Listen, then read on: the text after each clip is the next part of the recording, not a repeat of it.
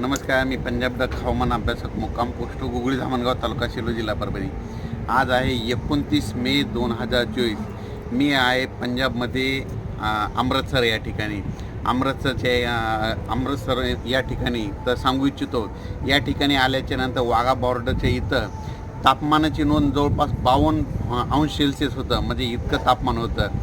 तर हे तापमान आता आज अमृतसर या ठिकाणी नोंदलं गेलेलं आहे। तर तुम्हाला एक सांगू इच्छितो, अशीच परिस्थिती आपल्या महाराष्ट्राकडे देखील अनेक 2-4 वर्षामध्ये उद्भवणार आहे। जोपर्यंत आपण झाडं लावणार नाही तोपर्यंत अशी परिस्थिती राहणार आहे। पण शेतकऱ्याला आता एक अंदाज देतो।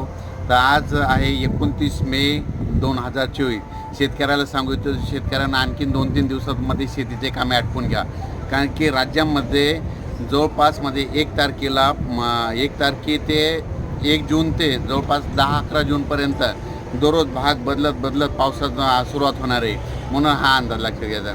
सुरुवातीला बघायचं झालं तर 1, 2, 3 तारखेला राज्यामध्ये सातारा, सांगली, पुणे, नाशिक, मुंबई, नगर, सोलापूर, उस्मानाबाद, लातूर या भागापर्यंत पावसाला सुरुवात होईल, म्हणजे 1, 2, 3 जून दरम्यान। त्याच्यानंतर 4, 5, 6, 7 जून नंतर राज्यामध्ये तो पाऊस थोडा पुढं सरकत जाईल, म्हणजे मुंबई, पुणे, नाशिक, सातारा, सांगली, सोलापूर, नगर, संभाजीनगर, जालना, बीड, परभणी, नांदेड, हिंगोली, लातूर, उस्मानाबाद आणि तसाच तो पाऊस यवतमाळकडे जाणार आहे। म्हणून हा अंदाज लक्षात द्यायचा।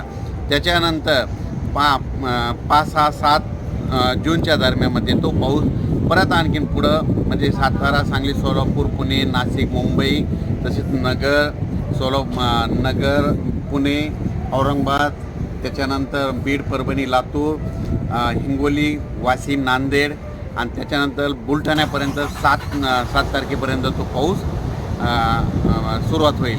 त्याच्यानंतर तो पाऊस म्हणजे 7, 8, 9, 10, 11, 12च्या नंतर पूर्व विदर्भ आणि पश्चिम विदर्भाकडे म्हणतात मान्सून पावसाला म्हणतात थोडं उशिरा जाणार आहे। म्हणून हे अंदाज लक्षात घ्यायचा, कारण की पूर्व विदर्भात 7 तारखेच्या नंतर थोडा पाऊस सुरू होणार आहे। म्हणून हे अंदाज लक्षात घ्यायचा।